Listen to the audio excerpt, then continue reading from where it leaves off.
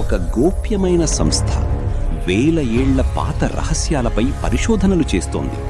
ఇది సాధారణ రీసెర్చ్ కాదు. ఇది ఏళ్ల తరబడి వారు పాత గ్రంథాలు, గుర్తులు, పురాతన వస్తువులను అధ్యయనం చేశారు. ఒకే తెలివి ఒక టీంను ఫీల్డ్కు పంపారు.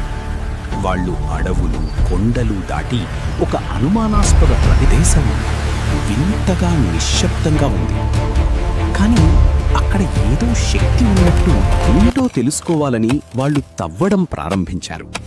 ప్రతి అడుగు ముందుకేసే కొద్దీ టెన్షన్ పెరుగుతూ ఒక పురాతన ఆయుధం బయటపడింది. అది ఒక గొడ్డలి.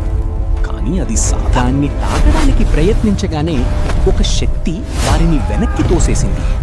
ఆ గుడ్డలిలో ఏదో అసాధారణ శక్తి. భయంతో వెంటనే తమ సీఈఓకి సమాచారమిచ్చారు. ఈ విషయం వాళ్లకు అర్థం కాలేదు. కొద్దిసేపటికి సీఈఓ అక్కడికి చేరుకున్నాడు.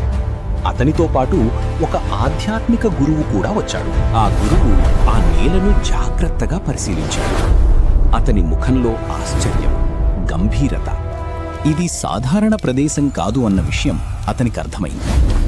ఇది పరశురాముడి పుట్టిన నేల అని అతను చెప్పాడు. చివరికి అతను చెప్పాడు, ఈ ఆయుధాన్ని కదిలించేది పరశురాముడి నిజమైన భక్తుడే. అతను ఇంకా బ్రతికే ఉన్నాడు, ఎక్కడో ఈ ప్రపంచంలో. ఆయనను వెతకడం ఇప్పుడు